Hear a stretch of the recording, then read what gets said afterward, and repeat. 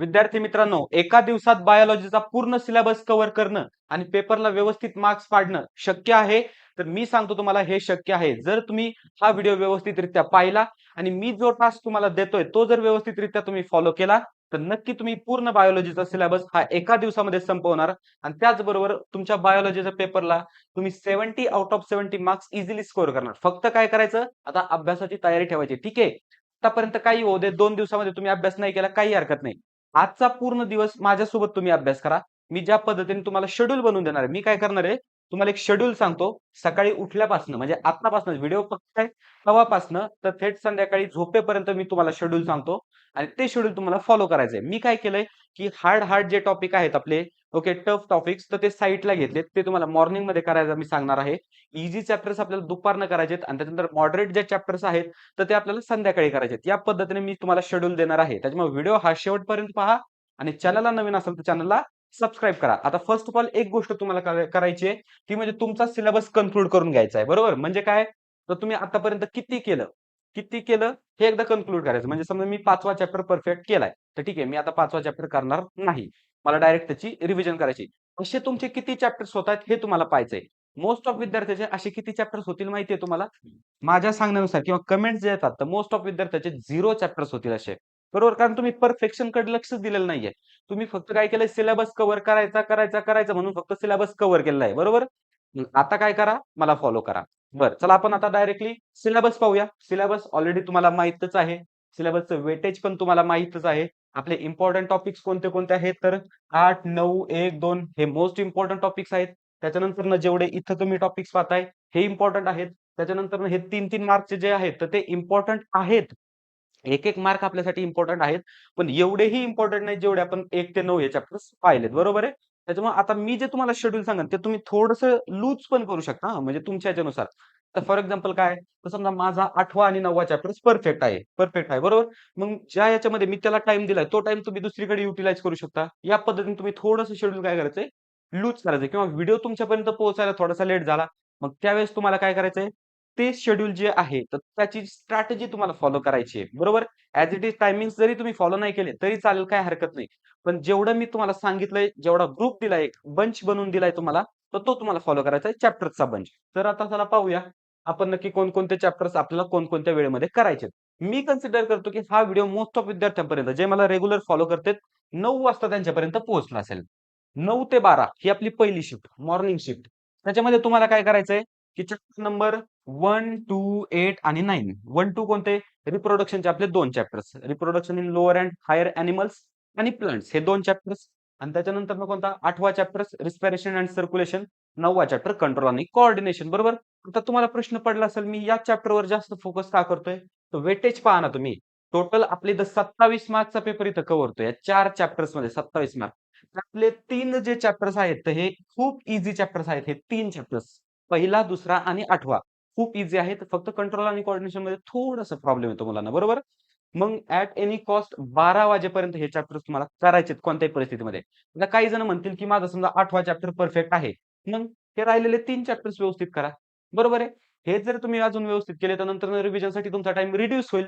मग at any cost 12 वाजेपर्यंत तुमची 27 मार्कची तयारी ही कोणत्याही परिस्थितीत झालीच पाहिजे. प्रत्येकाची झाली पाहिजे. ज्याला पैकीच्या पैकी मार्क्स पाडायचे, चांगले मार्क्स पाडायचे, आजचा दिवस त्यांना सर्व काही विसरून जावं लागेल. Okay. Mobile, Instagram, WhatsApp chatting वगैरे सगळ्या गोष्टी विसरून जायच्या. आजच्या दिवशी फक्त वही, पेन, पुस्तक आपल्या हातात घ्यायचं आणि 12 वाजेपर्यंत हे 4 चॅप्टर्स मला कव्हर करून पाहिजेत तुमच्याकडनं. त्याच्यानंतरनं काय करायचं? Afternoon time. ओके. आता इथं मी अर्धा तास तुम्हाला ब्रेक दिलाय 12:30 पर्यंत. बरोबर? थोडासा नाश्ता पाणी करून घ्या. अर्ध्या तासानंतर पुन्हा आपल्याला रेडी व्हायचंय आणि आता आफ्टरनून टाईमला मी एकदम सोपे चॅप्टर्स दिलेत. कोणते? हे 3-3 मार्कचे चॅप्टर आहेत. 10, 13, 14 आणि 15. आपण चॅप्टर्स पाहूया एकदा. Okay. 10 human health and diseases 3 मार्कचं चॅप्टर आहे. त्याच्यानंतरनं काय, आता याच्यात डिसीजेसचे जे टाइप्स वगैरे आहेत ना, तर ते करा. म्हणजे एच-आय-व्ही डिसीज कुणामुळे होतो, एच-आय-व्हीची टेस्ट कोणती आहे, इलिझा नावाची टेस्ट असते एच-आय-व्ही आयडेंटिफिकेशनची. हे तुम्ही एकदा व्यवस्थित पहा. कॅन्सरचे कॉजेस वगैरे या गोष्टी सगळ्या तुम्ही व्यवस्थित पाहायच्यात. त्याच्यानंतर हेल्थची डेफिनेशन, अजून एक महत्त्वाची गोष्ट काय, हेल्थी पर्सन आपण कोणाला म्हणू शकतो, त्याची डेफिनेशन करायची आहे. बरोबर? मग हा 10वा चॅप्टर, त्याच्यानंतरनं 13वा चॅप्टर, 14वा चॅप्टर आणि 15वा चॅप्टर हे पहा. बायोडायव्हर्सिटीची डेफिनेशन आली पाहिजे तुम्हाला. Conservation and environmental issues. आता एन्व्हायरमेंटल काय इश्यूज आहेत, त्या सगळ्या गोष्टी तुम्हाला एकदम इझी एक वेळ जरी रीड केला चॅप्टर तरी होऊन जातंय.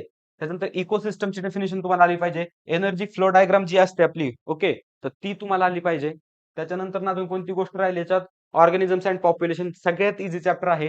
3 मार्कचा 1 ते 2 प्रश्न येणार आहेत फक्त, बरोबर आहे. एक्सरसाइज जरी केली त्या चॅप्टरची तुम्ही तरी पुष्कळ होतंय, बरोबर. मग हे चॅप्टर तुम्हाला दुपारच्या सेशन मध्ये खतम करायचे आहेत. दुपारचा का देतोय, कारण दुपारी थोडंसं आता कसं आहे, थोडंसं उन्हाळ्याचे दिवस चालू आहेत, गरमी आहे, थोडीशी झोप आल्यासारखं होतं, किंवा तुम्ही आता या 1 तासामध्ये मी नाश्ता करायला सांगितलं पण तुम्ही तर जेवणार आहेत, एकदम दाबून जेवणार आहेत. त्याच्यामुळे थोडंसं रिलॅक्स करत करत आपल्याला अभ्यास करायचा. आपल्याला डायरेक्ट सुट्टी नाही घ्यायची हा, एवढं लक्षात ठेवा. सुट्टी नाही घ्यायची. थोडंसं फक्त अभ्यास करत करत थोडंसं आपण व्यवस्थित आपण आरामशीर अभ्यास करू शकतो. जास्त लोड घ्यायची गरज नाही. कारण चॅप्टर पण खूप सोपे आहे आणि टाइम पण भरपूर दिलाय. बरोबर आहे. त्याच्यानंतर ना हे झाल्याच्या नंतर ना डायरेक्टली तुम्हाला यायचंय कधी, 4 वाजता. 1 तासाचा इथं पण ब्रेक मिळतोय. किती? 1 तासाचा. एका तासाच्या ब्रेकमध्ये थोडंसं फ्रेश व्हा, थोडंसं शांत बसा. ओके. हातपाय तोंड धुवा 1 तासाच्या ब्रेकमध्ये. बरोबर आहे. मग या नंतर आपल्याला सुरू करायचा chapter number 6, chapter number 7, chapter number 11 आणि चॅप्टर नंबर 12. हे 4 चॅप्टर आपल्याला कव्हर करायचे. आता कोणते तर 6, 7, 11, 12. 6, 7, 11, 12. 6 प्लांट वॉटर रिलेशन आणि प्लांट ग्रोथ आणि मिनरल न्यूट्रिशन. बरोबर. टोटल 10 मार्कचे हे 2 चॅप्टर्स आहेत आणि एकमेकावर रिलेटेड आहेत. बरोबर आहे. एकमेकावर रिलेटेड आहे. त्यामुळे तुम्हाला हे सोबत करायचं सांगतोय मी. आणि त्याच्यानंतर आपण कोणते दुसरे चॅप्टर पाहिले होते 2, 11 आणि 12. एन्हान्समेंट ऑफ फूड प्रोडक्शन 4 मार्कचा आहे. आणि त्याच्यानंतर बायोटेक्नॉलॉजी. बायोटेक्नॉलॉजी किती? 5 मार्क. बायोटेक्नॉलॉजी 1 मार्कची डेफिनेशन तुम्हाला पेपरमध्ये येत असते. तुम्ही पीवायक्यू चेक करून पहा. ओके. त्याच्यानंतर ना आता आफ्टरनून आपला जर टाइम झाला, आफ्टरनून टाइम झाला, इव्हिनिंग पण टाइम झाला. बरं. आता त्याच्यानंतर ना आपल्याला काय करायचंय? 6:45. इथं तुम्हाला किती? 6:30 वाजेपर्यंत काम सांगितलंय, बरोबर. 15 मिनिटं ब्रेक घ्या. 6:45 ला तुम्ही रेडी राहा आणि 9 वाजेपर्यंत आपल्याला करायचं चॅप्टर नंबर 3, 4, 5 आणि चॅप्टर नंबर 9. पण तुम्ही म्हणाल 9 तर अगोदरच केलाय, बरोबर आहे. अवघड चॅप्टर आहे, सगळ्यात जास्त वेटेज असणारा चॅप्टर आहे.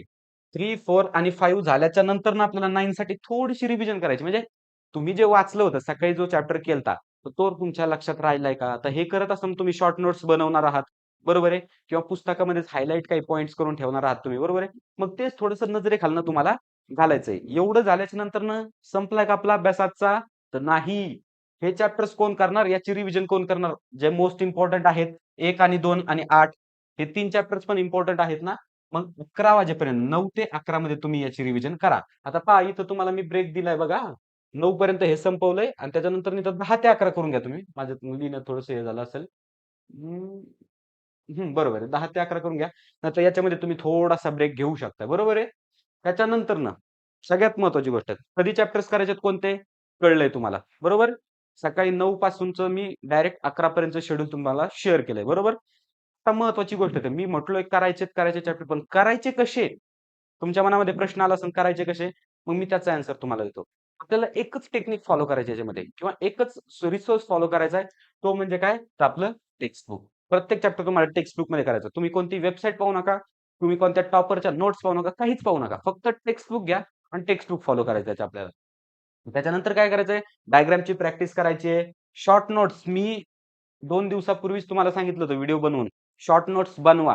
ज्यांनी बनवले असतील वेल एंड गुड. अभ्यास खूप सोपा जाणार तुम्हाला. पण नसतील बनवल्या ना, तास दिवसभर ते शॉर्ट नोट्स बनवायच्या प्रत्येक चॅप्टरच्या. थोडंसं का होईना, एक कीवर्ड का होईना लिहून ठेवायचं. बरोबर आहे? आणि त्याच्यानंतर ही सर्वात महत्त्वाची स्ट्रॅटेजी आहे. काय? तर रिव्हिजन आणि स्टडी पॅरलली. म्हणजे काय करायचं आपल्याला? रिव्हिजन ते स्टडी करत असतानाच रिव्हिजन करायची. म्हणजे काय? आता पहा, ज्यावेळेस आपली सकाळची शिफ्ट होते म्हणजे आपण सकाळी 4 चॅप्टर तुम्हाला सांगितले. बरोबर आहे? समजा मी पहिला चॅप्टर व्यवस्थित केलाय. करणार कुठून हे तुम्ही? तर पी-वाय-क्यूज मधनं करायचं. कुठनं करायचं? पी-वाय-क्यूज मधनं करायचं. हा तुम्हाला एक बेस्ट ऑप्शन अजून एक स्ट्रॅटेजी सांगतो. वायलर्न नावाचं ॲप्लिकेशन आहे. ते डाउनलोड करा. तिथं तुम्हाला पी-वाय-क्यूज मिळतील किंवा Googleला जरी सर्च केलं तरी तुम्हाला पी-वाय-क्यूज मिळून जातील. त्याच्यात तुम्ही पाहायचे, रिपिटिव्ह क्वेशन्स पाहायचेत. थोडंसं रिसर्च करायचं. जोपर्यंत तुम्ही करत नाही ना, तुमच्यात इम्प्रूव्हमेंट होणार नाहीये. बरोबर? आणि त्याच्यानुसार हे चॅप्टर्स तुम्हाला करायचे आहेत. याच्यामध्ये मी तुम्हाला काय सांगत होतो, की स्टडी करता रिव्हिजन करायचे. मला पुढचा चॅप्टर चालू करायचा ना, तर अगोदर काय केलंय मी 2 मिनिटात रिवाईज करणार. म्हणजे एक माइंड मॅप तयार करणार त्या चॅप्टरच्या बॅकमध्ये. नंतर मग तिसरा चॅप्टर चालू करायला गेलो. पहिल्या 2 चॅप्टरचा माइंड मॅप रेडी पाहिजे माझ्या डोक्यामध्ये. त्याच्यानंतर ज्यावेळेस मी 16वा चॅप्टर चालू करेल, तर मागच्या 15 चॅप्टर माझ्या डोक्यामध्ये फिट पाहिजेत. त्याच वेळेस 16 तुम्ही चालू करायचा. जर नसतील ते 15 फीट अगोदर ते करायचे, बरोबर? म्हणजे या पद्धतीने आपल्याला परफेक्शनकडे लक्ष द्यायचंय. कारण एक्झाममध्ये विद्यार्थी मित्रांनो पहा, बरेचसे जण काय करतात, की सर्व सिलेबस कव्हर झाला फक्त म्हणतात त्यांच्या मनशांतीसाठी किंवा घरच्यांना सांगतात, पण ॲक्चुअल त्यांनी काहीच केलेलं नसतं. त्याच्यामुळे आपल्याला कुणालाच फसवायचं नाही. आपल्या घरच्यांना फसवायचं नाही, आपल्या टीचर्सला फसवायचं नाही आणि ठीक आहे, यांना जरी तुम्ही फसवलं एक वेळेस, पण तुम्ही स्वतःला का फसवताय? बरोबर आहे. त्याच्यामुळे आपल्याला त्या गोष्टी बिलकुल करायच्या नाहीयेत. आपल्याला खूप चांगला स्कोर आणायचा आहे आणि बायोलॉजीमध्ये खूप चांगला स्कोर होतो. इव्हन मी या स्ट्रॅटेजीज फॉलो करत होतो. मला 100 आउट ऑफ 12ला 98 मार्क्स होते बायोलॉजीमध्ये. आता त्याच्यात प्रॅक्टिकलचे मार्क्स पण आहेत. पण विद्यार्थी मित्रांनो फक्त 2 मार्क्स गेलेत. बरोबर? म्हणजे मला 70 पैकी किती मार्क्स असतील?